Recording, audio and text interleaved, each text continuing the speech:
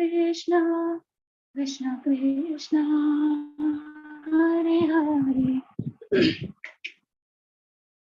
Hare Rama Rama Rama Hare Hare Jai Shri Krishna Chaitanya Prabhu Nityananda Shri Advaita Gadadhara Shrivasadi Gaura Bhakta Vrinda Hare Krishna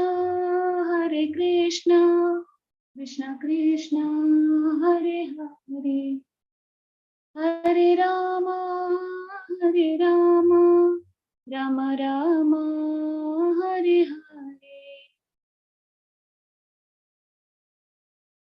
Shri Prabhupada की जय अनंत गुरु वृंद की जय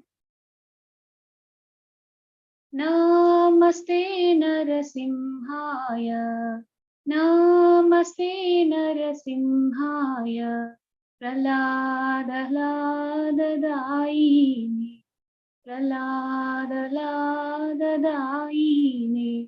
हिरण्यकशिपूर्वक्षः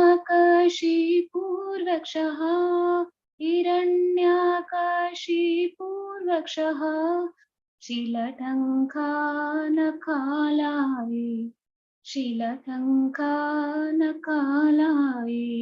इतो नरसिंहा परतो नरसिंहा इतो नरसिंहा परतो नरसिंहा नरसिंहमदिं शरणं प्रपद्ये नरसिंहमदिं शरणं प्रपद्ये तव करकमलवरेण अद्भुत शृंग दालिता हिरण्यकशिपु तनुभृंगा केशवधृता नरहरि रूपा जय जगदीश हरे जय जगदीश हरे जय जगदीश हरे जय नरसिंहदेव नरसिंहदेव नरसिंहदेव जय नरसिंहदेव जय प्रहलाद महाराज प्रहलाद महाराज प्रहलाद महाराज जय प्रहलाद महाराज प्रभुपाद प्रभुपाद प्रभुपाद जय जय प्रभुपाद हरि बोल नित्य गौर प्रेमानंद हरि बोल हरे कृष्ण श्रील प्रभुपाद की जय अनंत गुरु वृंद की जय जय राधा माधव कुंज विहारी जय राधा माधव कुंज विहारी जय गोपी जन वल्लभा गिरिवरधारी जय राधा माधव कुंज विहारी हरे कृष्ण कृष्ण कृष्ण हरे हरे हरे राम राम राम हरे हरे यशोदानंदन व्रज जन रंजन यशोदानंदन व्रज जन रंजन यमुना तीरा वनचारी जय राधा माधव कुंज विहारी हरे Krishna Krishna Krishna Hare Hare Hare Ram Ram Ram Hare Hare Hare Krishna Krishna Krishna Hare Hare Hare Ram Ram Ram Hare Hare Hare Krishna Krishna Krishna Hare Hare Hare Rama Rama Rama Hare Hare. Jaya Radha Madhava Kunja Bihari. Jaya Gopi Jana Vallabha Girivaradhari. Hare Krishna Krishna Krishna Hare Hare, Hare Rama Rama Rama Hare Hare. Srila Prabhupada ki jai, Shri Guru Vrinda ki jai. Hare Krishna.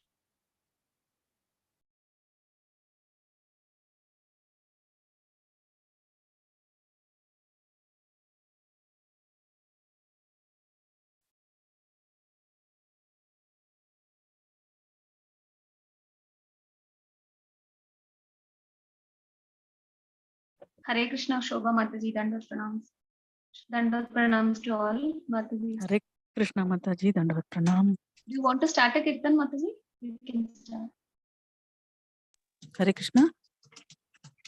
Do you want to do the kirtan, Mataji? I am in office, Mataji. Okay, Thank okay, you. okay. Please. Anybody willing can start the kirtan. Mataji, which shloka number today? Actually, I'm not sure. Actually.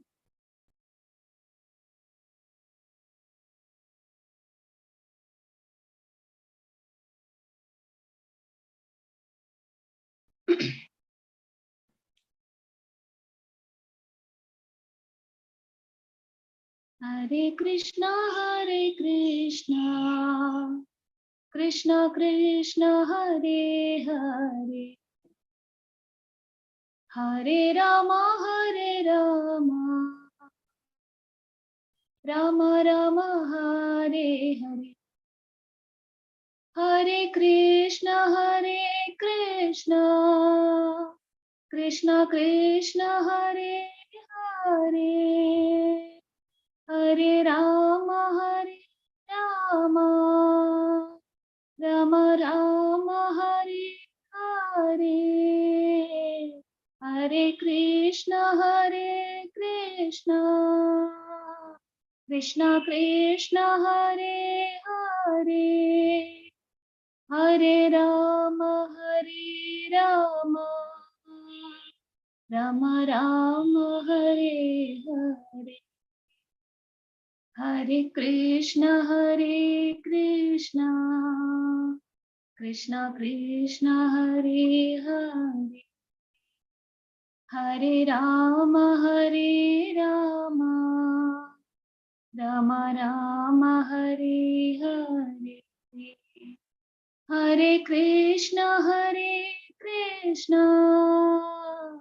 Krishna Krishna, Hare Hare, Hare Rama, Rama Rama, Hare Hare, Hare Krishna, Krishna Krishna, Hare Hare, Hare Rama, Rama Rama, Hare Hare, Hare Krishna, Krishna Krishna, Hare Hare, Hare Rama, Rama Rama, Hare Hare, Hare Krishna, Krishna Krishna, Hare Hare, Hare Rama, Rama Rama, Hare Hare, Hare Krishna, Krishna Krishna, Hare Hare, Hare Rama, Rama Rama, Hare Hare, Hare Krishna, Krishna Krishna Hare Hare Hare Rama Rama Rama Hare Hare. Jaya Srila Prabhupada, Jaya Srila Prabhupada, Jaya Srila Prabhupada, Jaya Srila Prabhupada. Hare Krishna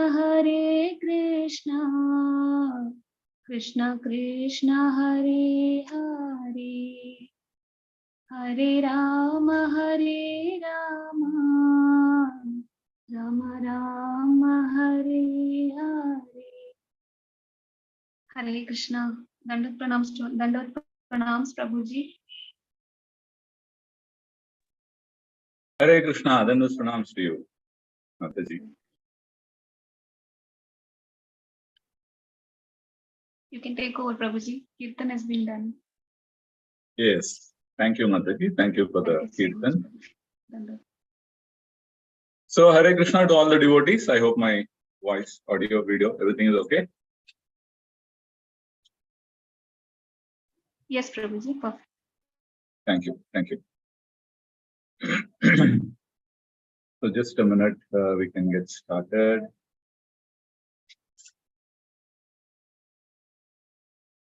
Okay. Om Namo Bhagavate Vasudevaya. Om Namo Bhagavate Vasudevaya. Om Namo Bhagavate Vasudevaya.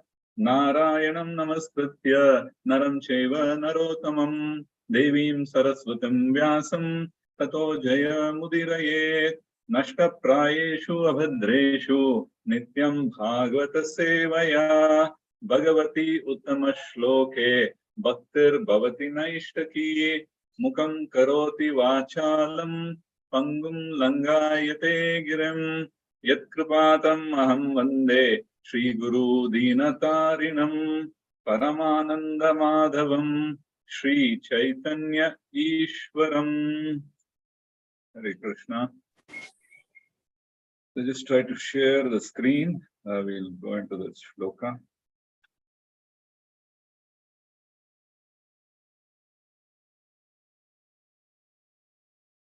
Okay, so today we'll be looking at the shlokas from 16 to 20. So we are in the third canto, fifth chapter. The chapter is titled Vidura's Talks with Maitreya. So there are two characters or personalities that we are talking about, that is Vidura and Maitreya. So on this, we'll be looking at the verses from 16 to 20. So I've got 16, which I have shared now. Okay.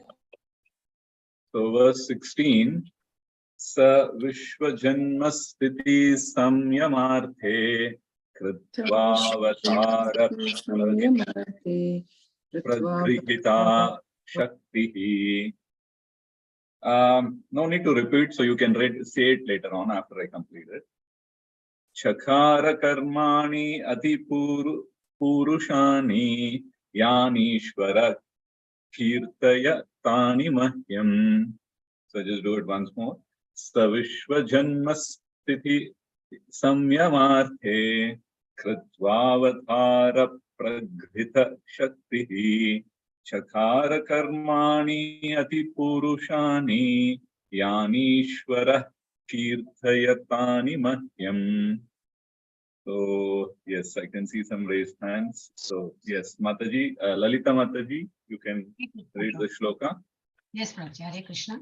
Hare Krishna. Vishwajanmasthiti samyamarte kritavatara pragrihita shaktihi chakara karmani atipurushani yanishvara kirtayatani mahyam. Shall I read the translation, Prabhuji? Thank you, Mataji. The translation, we can ask somebody to read. That's okay. Hare Krishna. Just want to give more people chance. Hare Krishna Prabhuji, Dandavat Pranam. Translation by A.C. Bhaktivedanta Prabhupada, Srila Prabhupada ki jai. Yeah. Kindly chant all those superhuman transcendental activities of the Supreme Controller, the personality of Godhead. who accepted incarnations fully equipped with all potency for the full manifestation and maintenance of the cosmic creation. Hare Krishna, Dandavat Pranam, Prabhuji. Hari Bol. Hare Krishna, then was pronounced. Thank you so much. So this is what Vidura is saying in verse 16. We'll try to see verse 17 also. We'll do 2 shlokas for the moment. So the next shloka is Sri Sukha Vacha. So who would like to read this? I see some hands up. So Sudha Mata is there, and then Hare Krishna. Yes, Mataji. Hare Krishna Prabhuji, Dandat Pranam. Then was pronounced to you. Shri Shuka Uvacha Sa Evam Bhagavan Prishta Kshatrā Kausharavo Munihi Pumsam Nishreya Sarthena Tamaha Bahumanayan. Thank you, Prabhuji. Hare Krishna. Thank you so much, Mataji. Hare Krishna. Hare Krishna, Prabhuji. Yes, the translation. Go ahead, Mataji. Yes. Srila Prabhupada ki jai. Yeah. Shukadev Goswami said, the great sage Maitreya Muni, after honoring Vidura very greatly, began to speak at Vidura's request for the greatest welfare of all people. Hare Krishna. Hare Krishna. Then was pronounced. Thank you so much.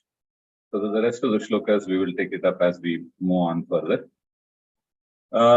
So verse 16. Okay, so before that, Om Ajnanate Mirandasya Jnananjana Chalakaya Chakshurun Militam Yena Tasmai Shri Gurave Namaha Shri Chaitanya Mano Vishtam Sthapitam Yena Bhutale Swayam Rupa Kada Mahyam Dadati Swapadantikam Namo Vishnupadaya Krishna Prestaya Bhutale Srimate Bhakti Vedanta Swami Nitinamine Namaste Saraswate Deve Gauravani Pracharine Nirvishesha Shunyavadi Paschayata Deshatarine Jai Shri Krishna Chaitanya Prabhu Nityananda Shri Advaita Gadadara Shri Vasadi Gauravakta Vrindha Hare Krishna Krishna Krishna Hare Hare Hare Rama Rama Rama Hare Hare. Hare Krishna. Savishva Janmasthiti Samyamarthe Krithavatara Praghita Shakti Chakara Karmani Atipurushani Yanishvara Kirtayatani Mahyam. So the meaning is, kindly chant all those superhuman transcendental activities of the Supreme Controller, the personality of Godhead, who accepted incarnations fully equipped with all potency for the full manifestation and maintenance of the cosmic creation.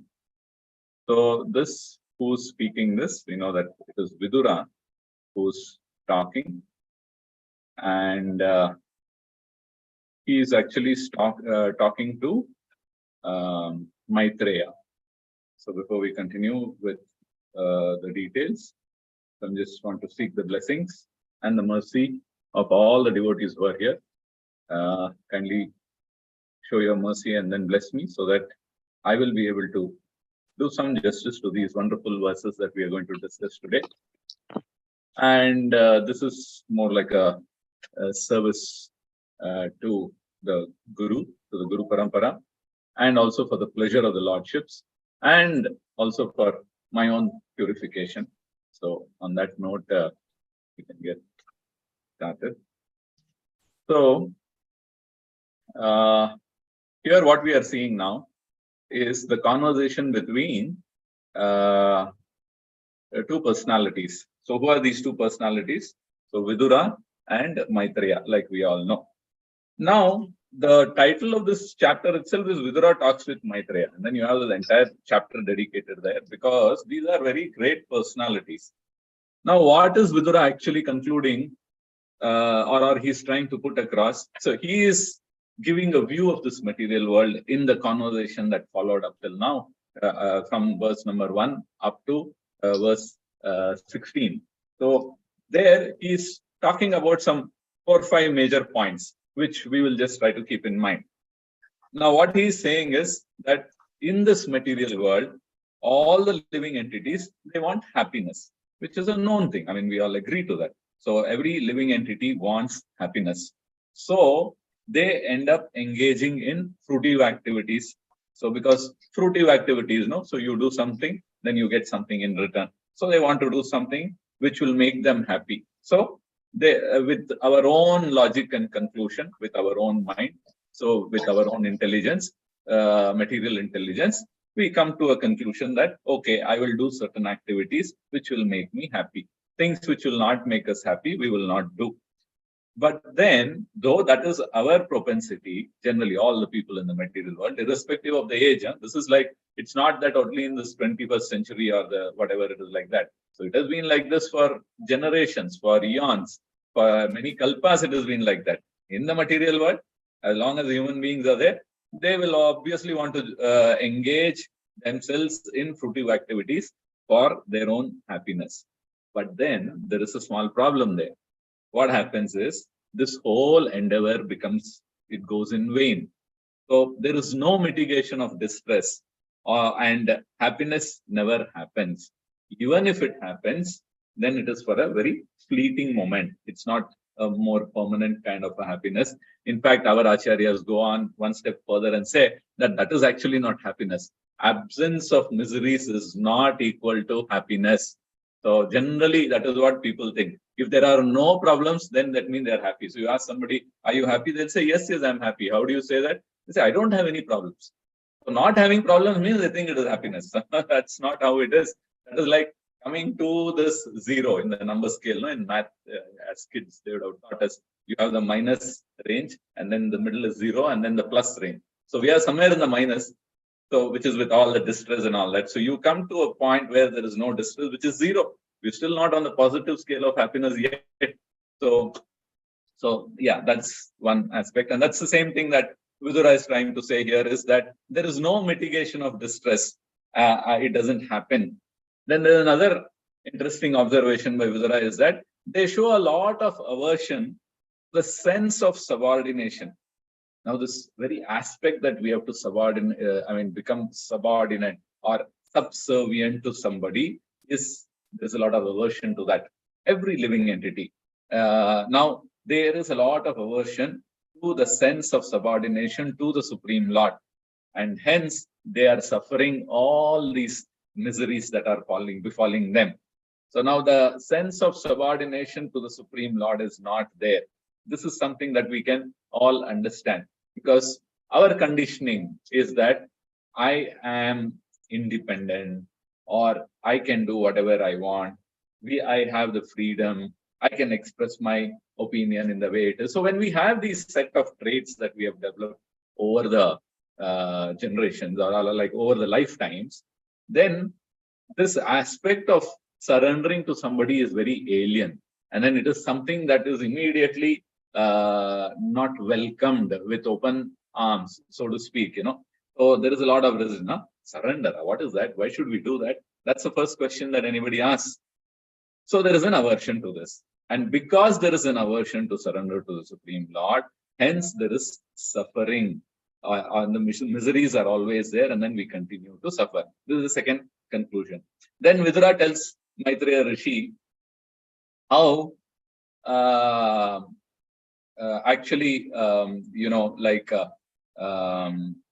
there is a strong affinity for human beings to hear mundane topics. So this also we can understand. So the moment there is any gossip, we are all ears. So we want to hear. We would like to, we are very proactive. All our listening skills are at 100%. If you want to really test the listening skills of our own self, if there is some sort of a gossip, then all the antennas are up, So we want to absorb every word that is uttered and then reuse it when it is needed, So we can understand how immediately our eyes light up. We don't know this, but then involuntarily the eyes become big, and then it dilates, and then so our ears are all tuned. So there's a lot of attention that is there because these are mundane topics. There is a lot of affinity that we have. This is the conditioning of a material, of a human being in the material existence. And then also Vidura goes further, and then he says that, however, myself, that Vidura is saying, I am satiated with these topics, of mundane importance. So Vidura was, where was he? He was in the in Hastinapur. He was in the royal family.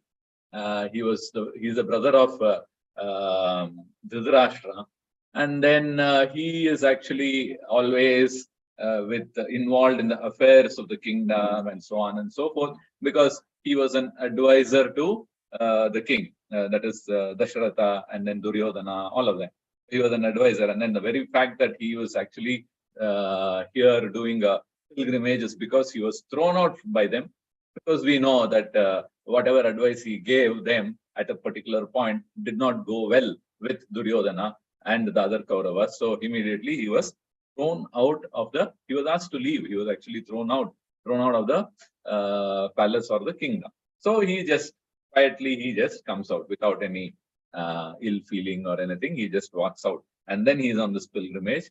And then as he was visiting all the holy places, then he is coming in contact with a great personality, that is Uddhava.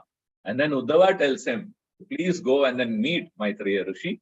And so he is on his way from the Yamuna banks, then he is moving on to the banks of river Ganges, and there he is actually meeting Maitreya Rishi.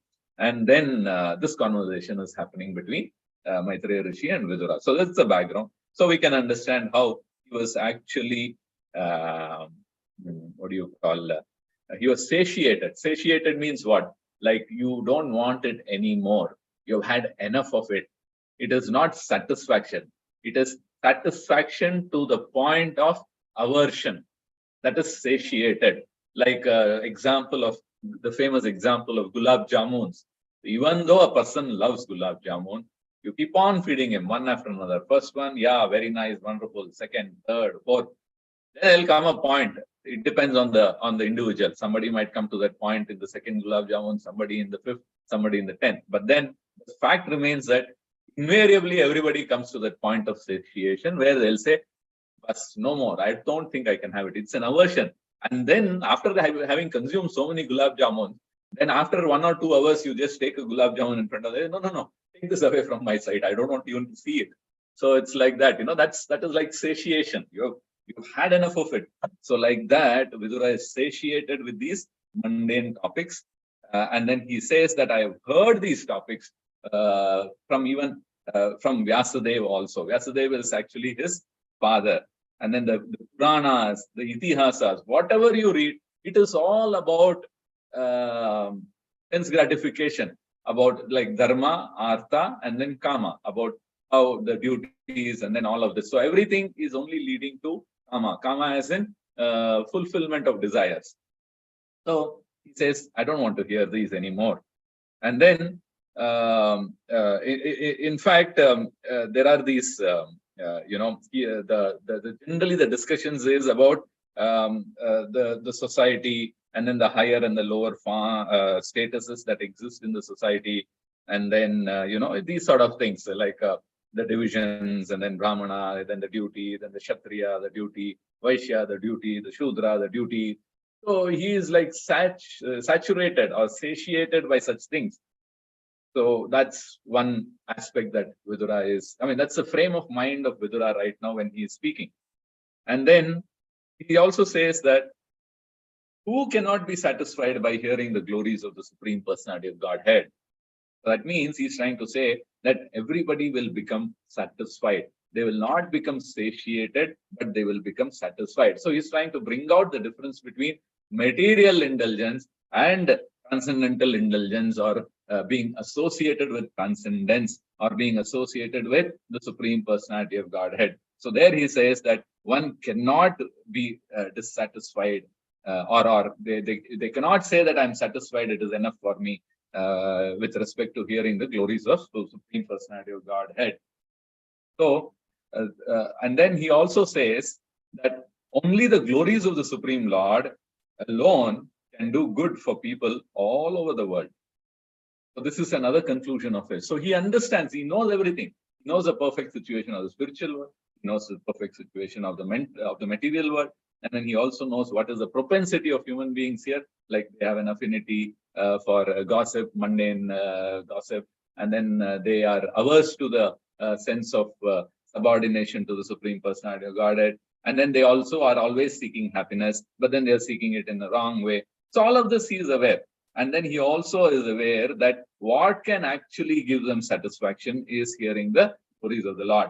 And then he says that that is the ultimate goodness for the people all over the world. So he is saying, kindly describe or speak about the topics of the Lord. And this topics of the Lord, he is saying, is the essence of all topics. So there are so many topics in this world, hundreds, thousands, millions of topics are there. Now, what is the essence of all the topics? Like they say, no, the king of all knowledge. So like that, what is the topmost of the topic? The topmost among the topic is it's called as the essence of all the topics, which here in these lines it gets translated as the topics about the Lord, Supreme Lord. So now, in the previous verses, Prabhupada also brings out the various aspects. He talks about non-believers, and then he talks about impersonalists who deny the essence of all these topics. That means who deny the topic with respect to the Supreme Personality of Godhead. They don't want those topics. Why? Because they are non-believers, so they don't believe in God, so they don't want it. And then impersonalists also are categorized into this. Why? Because impersonalists, they don't accept the personal form of the Lord.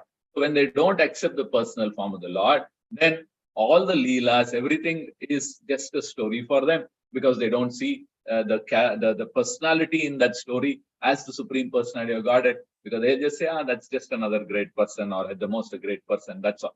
Somebody who's better than all the rest of the human beings. But then they might come to that conclusion, but they fall short. They don't accept that person as the Supreme Personality of Godhead. So when they don't do that, then the essence of all topics, that is the topics relating to the Supreme Lord, falls flat with respect to them. It doesn't make any impression. So hence, then what happens? Because it doesn't make any impression, but then they have these propensities. They want to hear some good stories and all that. And then they want to also, the intelligence that they have is craving for some exercise for the brain, like they want to develop some logical thinking. They want to do some critical thinking, or whatever you want to call it. So what happens? They indulge in other topics. What are these other topics? All mundane topics. So they end up in relative topics in various ways. These are all lower topics. And so this is basically a sense gratification kind of an activity, because they involve in lower topics, because they just want to gratify those senses, their brains or their minds, or even some of their senses. They want to do that. So there is mental speculation and such useless things are there. So this is how, but then Vidura is not like that. That's what Prabhupada is saying. And then Vidura, what does he say finally? He says, kindly chant all the superhuman transcendental activities of the Supreme Controller, the Personality of Godhead, who accepted incarnations fully equipped with all potencies. Even the incarnations are equipped with potencies for the full manifestation and maintenance of the cosmic creation. So this is how Vidura is actually asking. So he is asking Maitreya Rishi to talk about these things. And this is, see, now, when this particular thing is being told, he wants to hear, he also says that he wants to hear more and more of such topics. Why he wants to hear more and more of it is because of three reasons. One is, this is the essence of all topics, Raja Vidya, Raja Guhyam. So this is the topmost. So he wants to hear about the topic. That is number one. Number two, there is no satiation in this particular topic, because he is satiated with other things. So he wants that. And number three, which is another critical point, is that this is for the ultimate benefit or welfare of all the people. So now he is a Kshatriya, he is an administrator, or he was an advisor to the administrator, to the ruling kingdom. So he always had in his heart the other people, society at large. So it is natural for him to ask something which will benefit everybody, which will benefit mankind in general. And on these three counts, he is saying, kindly describe these things. Now, if you look at the next verse, we can understand how Vidura's mind and mood is. in these 16 verses, of course. And then if you go on to the 17th verse, then Sukadeva Goswami is speaking here, this particular verse. So what is Sukadeva Goswami saying here? There's an interruption. So we know there are multiple conversations that are happening in Srimad Bhagavatam. In this now, at this point, Sukadeva Goswami says, the great sage Maitreya Muni, after honoring Vidura very greatly, began to speak at Vidura's request for the greatest welfare of all people.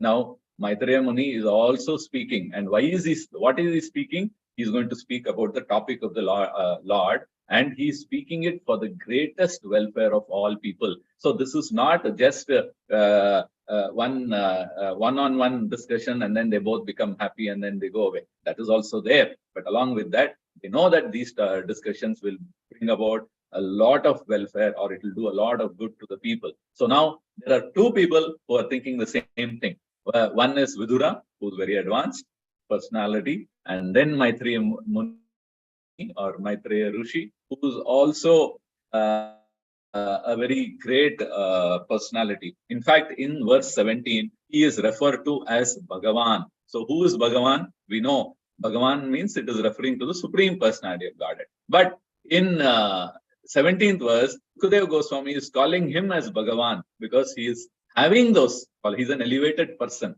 So now Sukadeva Goswami is kind of endorsing Maitreya Muni's position and Vidura's position. And Vidura's position is endorsed by Maitreya Muni as well as by Sukadeva Goswami. So you have great personalities who are actually endorsing, or they are saying that they are very great personalities. And then whatever they are saying or their understanding is with respect to the essence of the topic or the topmost topic about the activities of the Supreme Lord is topmost. So you have a confirmation and a confirmation and a reconfirmation or whatever you want. Like generally, when you go to a doctor, there is this, you have some problem, then there is this opinion taken. So the doctor gives a diagnosis. Then one would want a second opinion or a third opinion, depending on the gravity of the situation. So now this is something that need not be taken because just somebody came and said. No,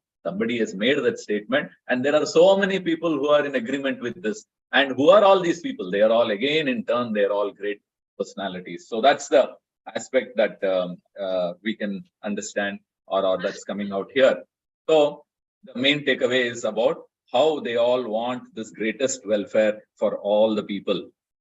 Now, you just take a little pause and then we can understand how elevated or personalities or transcendentalists or advanced people, they are always seeking the highest benefit for others. They are actually selfless in one sense. They are not thinking for themselves because they have relinquished everything. No? So then where is the question of them thinking about themselves? Then they have to think about people only. But then when they are thinking about people, that doesn't mean that they are in the material world. They want the welfare of the people. In fact, there is this Loka Kalyan. That is what the Rishis and the Munis always want. Contrary to the regular understanding, they have given up the material world, they have given up society, family, everything, so that they can actually think about the larger family or the larger society or the entire mankind or humankind. Even though they are sitting in a secluded place, they are in a forest, but then they are actually wanting to see what is the benefit that can be extended to all these people who are suffering. So there is a lot of compassion that they have. And that compassion drives them for ensuring that such topics are popularized among the people or it is taken to the people. Now, what are the examples for this? This comes out very clearly in Srimad Bhagavatam in many occasions. Now, if you look at the conversation between Sukadeva Goswami and Parikshit Maharaj, there also the essence is what? Parikshit Maharaj very nicely is asking the question. He is saying, like, what is it that I have to do, or anyone who is about to die will have to do? So this is a question not only for himself, but it is for others.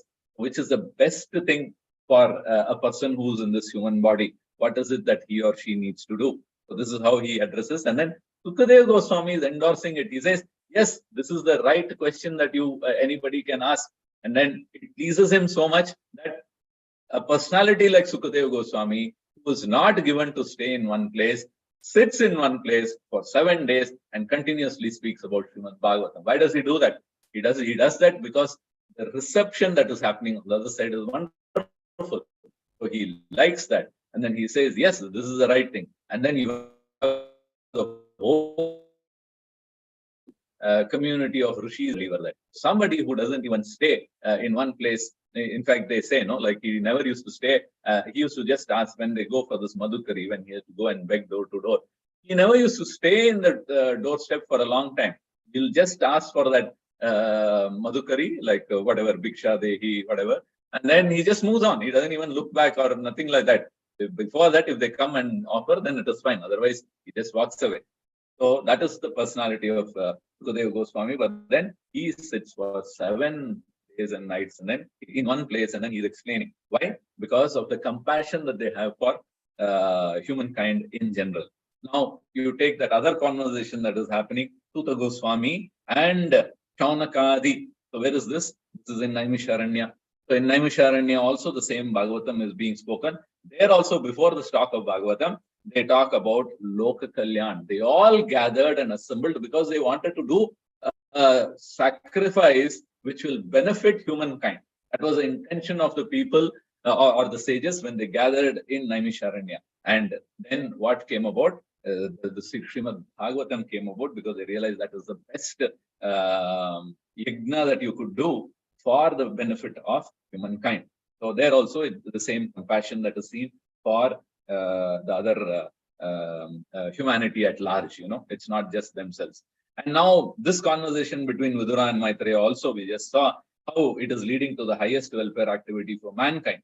It is not just about themselves. So the sages, we can conclude, are always for social welfare. They are paradukha dukhi. They have a lot of compassion. They are true Vaishnavas. And now that's the same mood even with Chaitanya Mahaprabhu and the Sankirtan movement. So they took this Sankirtan to all the people. They wanted to flood the world with Sankirtan movement. And now ours is a preaching movement. So our Guru Parampara, Srila Prabhupada, and the Gurus above and the Gurus below, all of them, the entire ISKCON movement is founded on preaching on Sankirtan. There's so much of stress that is being laid on this. So this is because this is the highest welfare activity. Even if we do it in a slightly improper or an incorrect way, still the benefit is there. And that is how the Acharyas explained to us. So, like this, we can understand the mood of these rishis. And now, if you look at the next verse, which is verse 18, I'll try to share this verse 1 minute.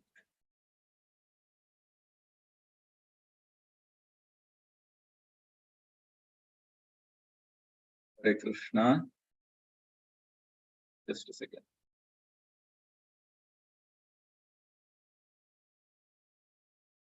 Yes. So, verse 18, who would like to try?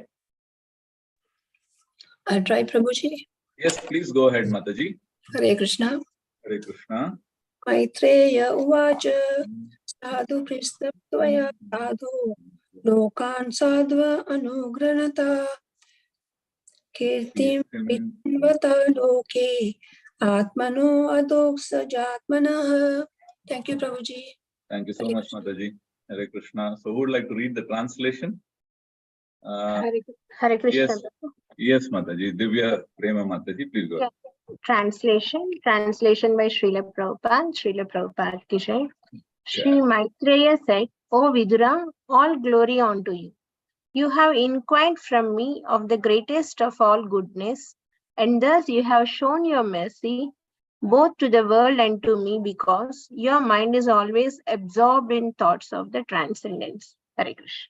Hare Krishna. So thank you so much, Mataji. So here, Maitreya Rishi is now confirming all that we discussed. And then he is also confirming how Vidura is a great personality, because you have inquired from me of the greatest of all goodness, and thereby you have shown mercy to two entities here. Who are the two entities? One is to the people, the common people, that is for the society, and then to the world, that is. And then you have also shown the mercy to me. Why he's he's in that mood? He is very humble. So he has the right knowledge with lot of humility. He's saying, thank you for the mercy that you have showered on me, because the mercy is by way of asking these questions. You are actually giving me an opportunity to speak about this wonderful topic, the essence of all topics. So they are being very grateful. And all the speakers, even in the earlier instances, the examples we saw, they all were grateful for having been given an opportunity to speak on that topic. And so the person who's responsible for that opportunity is glorified, or he is thanked. So this is exactly what is happening. And then he says that why that is happening is because your mind is always absorbed in the thoughts of transcendence. Maitreya Muni is concluding because he is seeing Vidura and the way he is speaking, and then he is able to understand. And then he says that your thoughts are always in transcendence. And now in this shloka, there is another important aspect, which is the term adhokshaja. So that's where Prabhupada is trying to say, what does adhokshaja means? So adhokshaja means it is that which cannot be understood with, or it could be perceived by our material senses. So something which is beyond the perception of material senses. So that's why it says that adhokshaja means that which transcends the limits of the sense perception or sensual experience. So this is out of the world. It is adhokshaja. So the Lord is described as adhokshaja because we cannot understand the Lord with our material senses up to the mind and intelligence. With that, we cannot understand. Now, if we cannot understand the Lord, then why are we trying to understand him?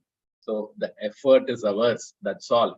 And then how do we then understand the Lord if we cannot understand and if he is adhokshaja? It looks like a paradox. It looks like, oh, you're asking me to do something where the conclusion is already there that I cannot understand because I have my senses. How do I understand something? Using my reading capability, my understanding, my mind, my intelligence, whatever I have with me, basically using that, I'll have to understand the Lord. But then the Lord is beyond that understanding. So is it not like we have failed even before we started off on this endeavor? This is the conclusion of a logical person, materialistically inclined logical person. But whereas in our parampara, everybody has so nicely explained that yes, we cannot understand, but then there is this concept or the concept of mercy, and that mercy which is coming from the Lord through the parampara. If we become eligible for that mercy, then the understanding comes in, because Krishna himself says that I give the intelligence by which you can come to me. And then Tesham Satati Yuktanam, in that also. And then he says like Dadami Buddhi Yogam. Yeah, so in that verse also he says, I give the intelligence by which you can come to me. So whichever way you look at it, in the Bhagavad Gita, there is this aspect of mercy, which is what is bringing about this realization for us. It is not our effort which is bringing in the realization. Our effort is there. Seeing that effort, there is a flow of mercy from the other side, and that is what is giving us this little understanding that we have. So in that way, we will have to approach the entire subject matter, and that is why this aspect of Ajokshaja is stressed with the intention to say that we should not forget that the Lord is Ajokshaja, which means that we cannot understand him with our mind and senses, but then we have to use our mind and our senses and then understand and get some little understanding. That happens only because of the mercy. Our effort should be there for that. Without that effort, then it doesn't happen. That's how the whole structure is. And unless we internalize this completely, we will get, what do you call, our ego will become higher and higher as we think, and we'll start thinking, oh, I have understood this, I have read this, I have by-hearted this, I know this, I know that. All of that sort. That's not the mode in which this knowledge has to be received and preserved in our hearts. Not even in our mind, but it has to be preserved in our heart. And then we have to take it forward. Take it forward means why? How? In our actions, and then take it forward by giving it to others, and so on and so forth. So this is the mode in which it has to happen. And that is what is coming out in the wonderful conversations that we are seeing. Now, what is Maitreya Rishi saying? That we will try to dwell on in the last two shlokas. So shloka 19 and 20. So who would like to read that? People who have not got a chance, I think. Yes, Mataji. Yeah, go ahead, Mataji. Hare Krishna, Prabhuji. Hare Krishna. Dandavat pranam to you. नैतच्चित्रं त्वयि क्षतर्बादरायण वीर्यजे गृहीतो अनन्यभावेन यत्त्वया हरिरीश्वरः. Hare Krishna, Prabhuji, Dhanavad. Hare Krishna. Thank you so much. Thank you. And the translation, who would like to read this? Can I read, Prabhuji? Please go ahead, Prabhu. Yeah, translation by Srila Prabhupada ki jai. Jai. Oh Vidura, it is not all wonderful, not at all wonderful that you have so accepted the Lord without deviation of thought, for you were born from the semen of Vasudeva. Okay. And then the next verse, I'll just bring it up. Yeah, verse 20. So who would like to read this? Hare Krishna, Prabhu, may I? Yes, Mataji. Hare Krishna. Mandavya Shapad Bhagavan Praja Samyamano Yamaha Ratu Kshetre Bhujishyayam Jata Satyavati Sutat. Thank you, Prabhuji. Hare Krishna.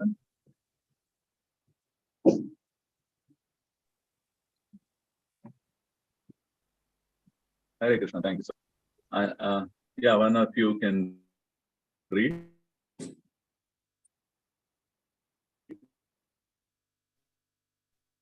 Divya Mataji can read the translation. Hare Krishna, Mataji.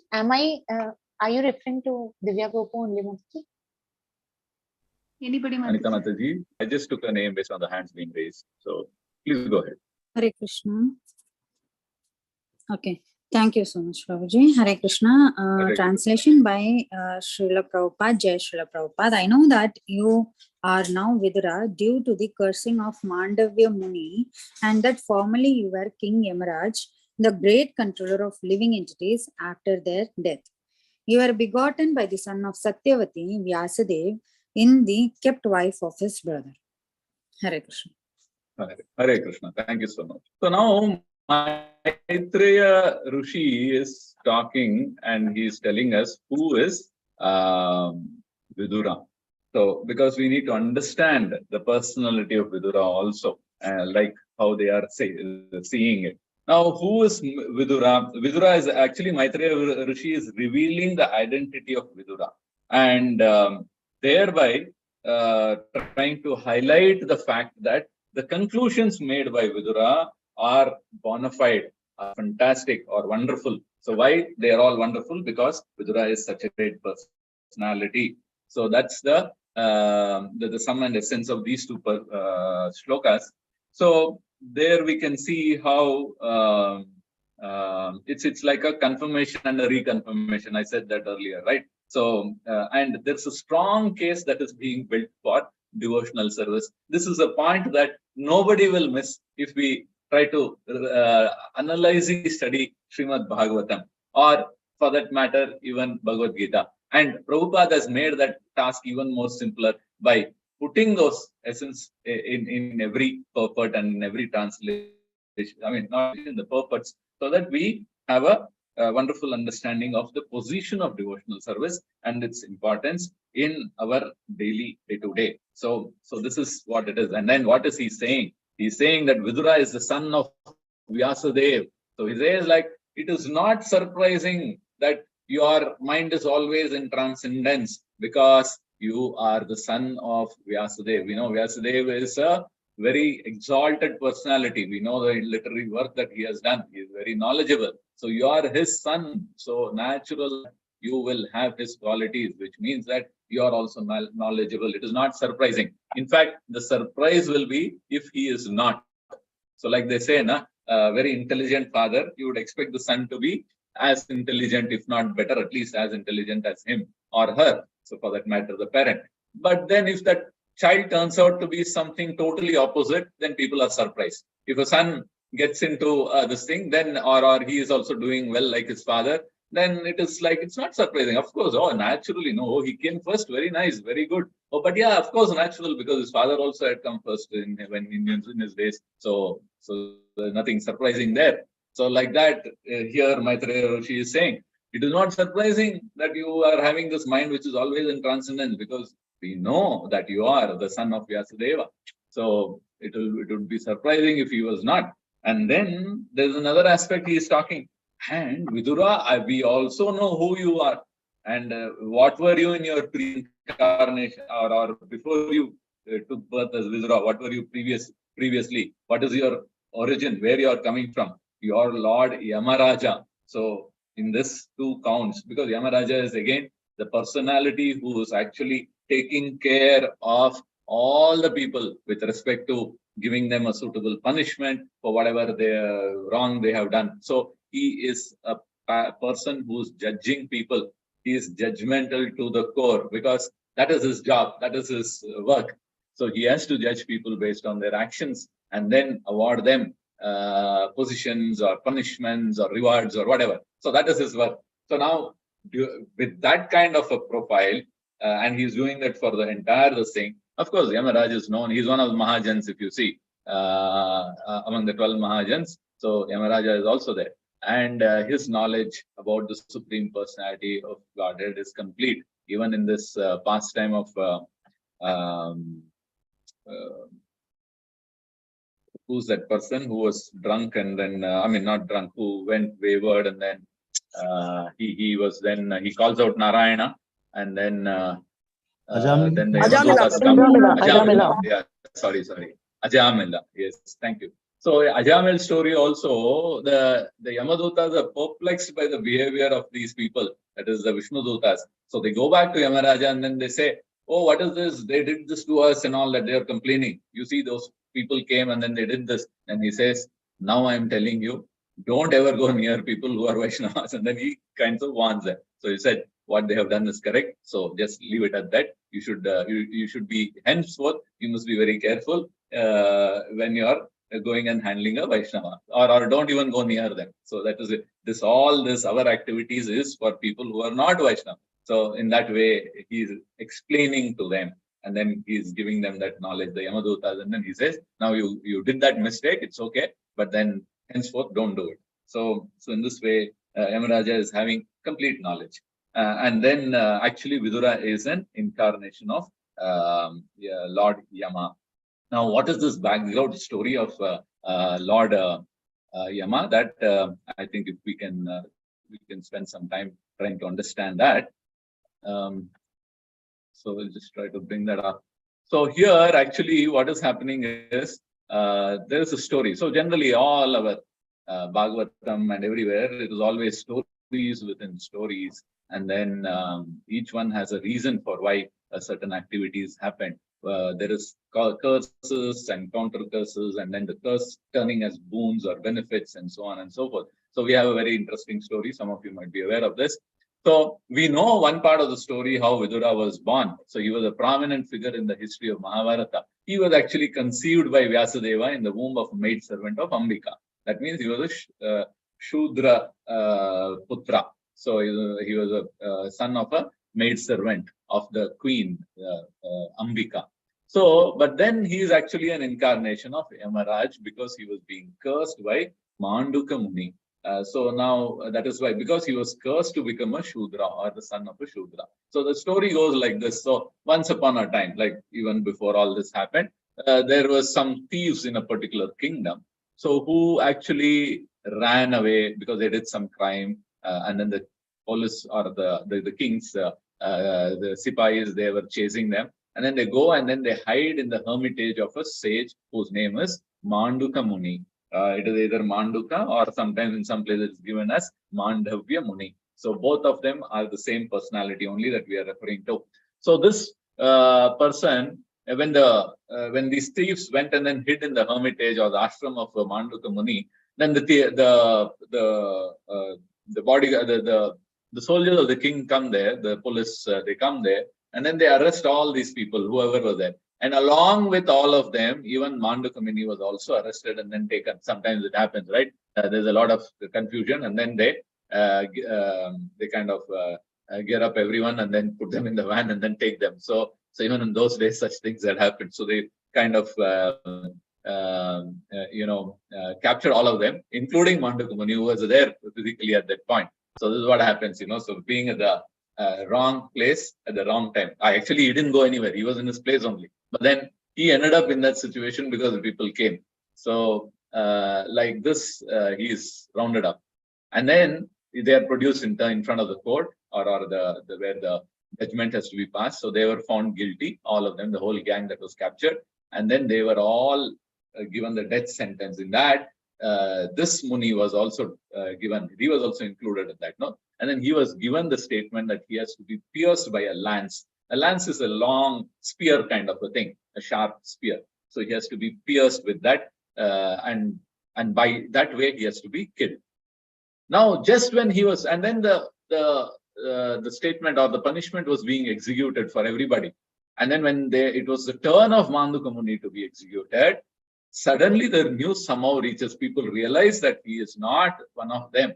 And then they realize that this is Manduka Muni, the great Muni. So immediately the king is alerted about this. And then the king personally intervenes, and then he comes begging for Muni. And then he says, kindly forgive us. It was a mistake by my men. And then he immediately releases them. And then the sage also accepts. He says, okay, anyway, a mistake can happen by anybody.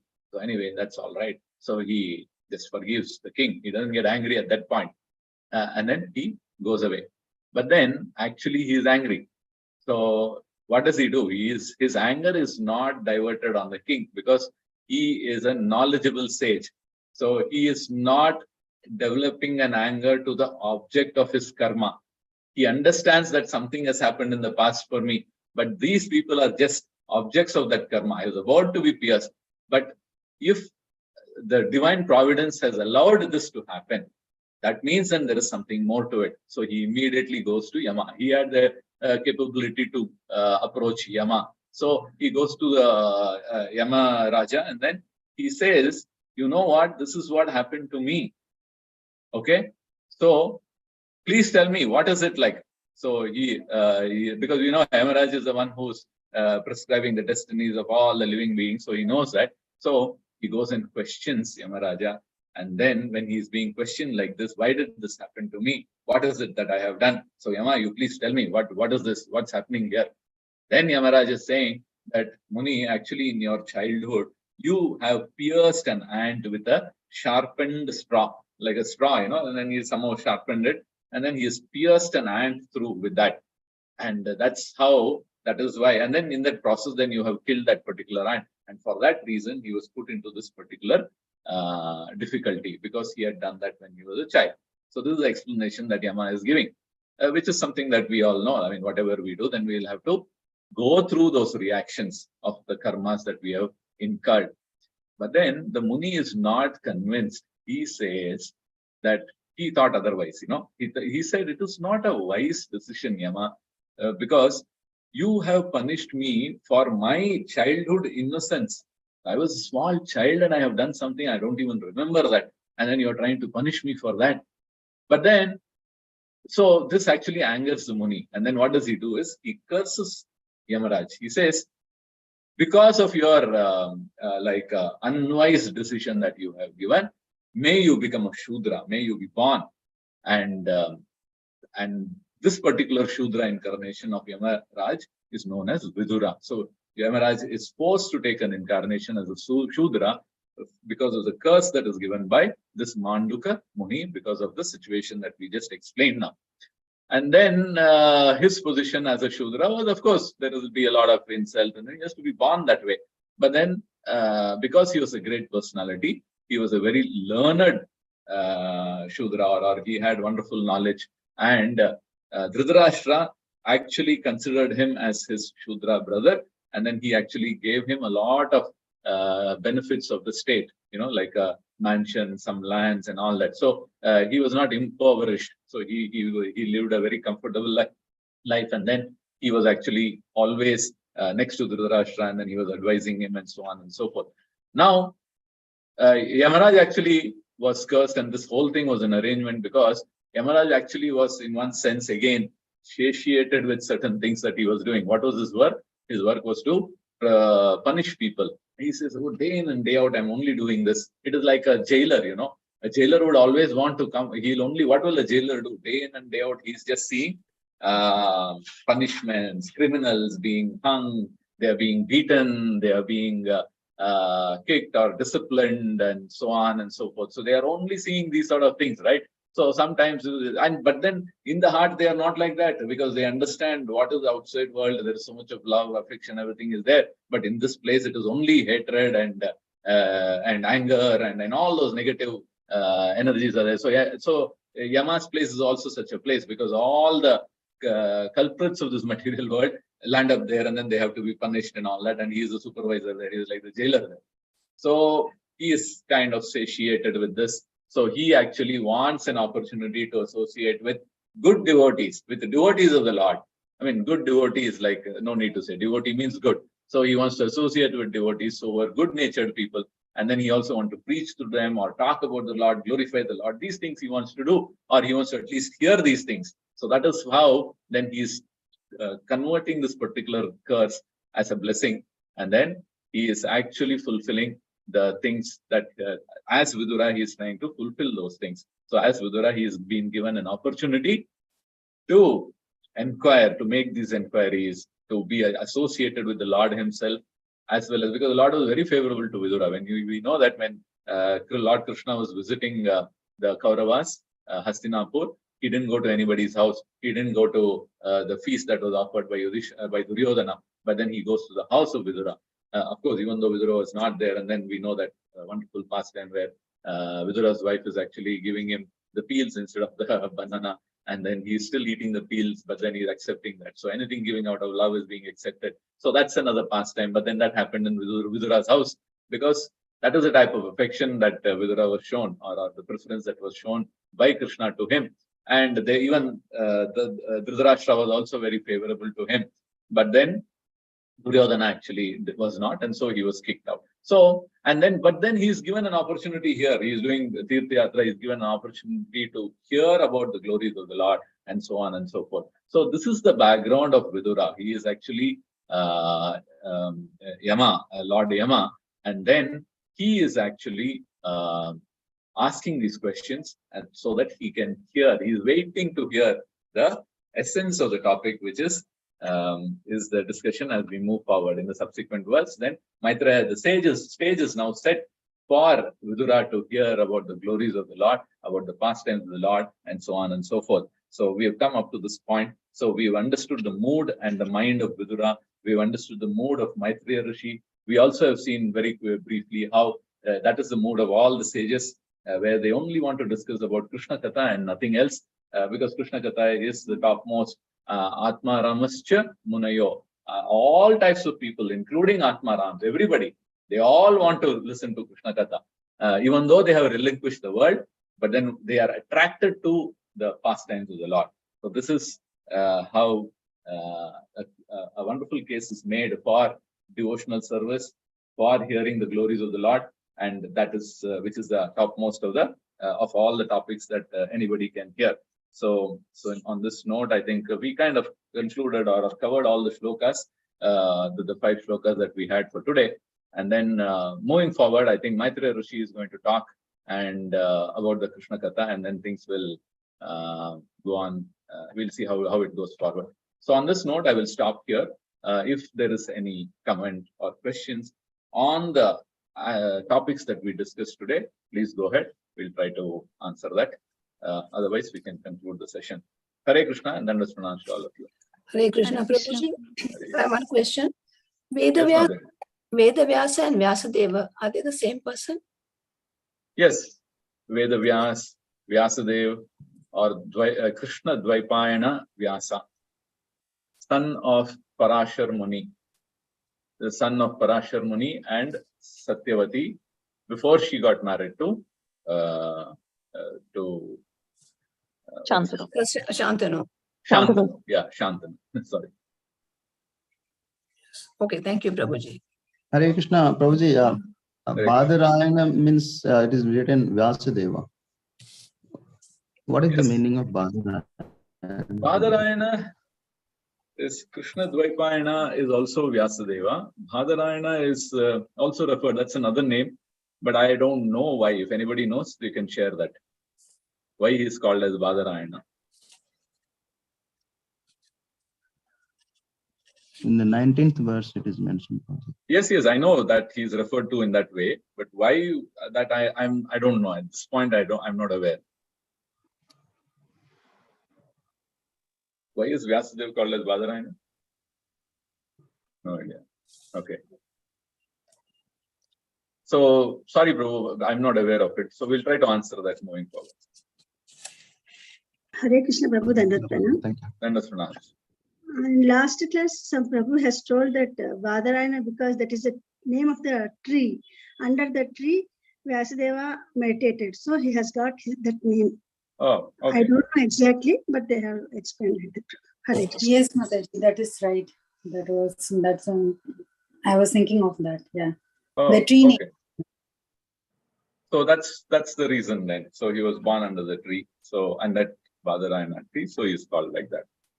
Yeah. So that could be the reason. Thank So you. Prabhu, that answers your question, I think, and it's a knowledge for me also. So thank you so much. Thank you. Hare Krishna Prabhuji.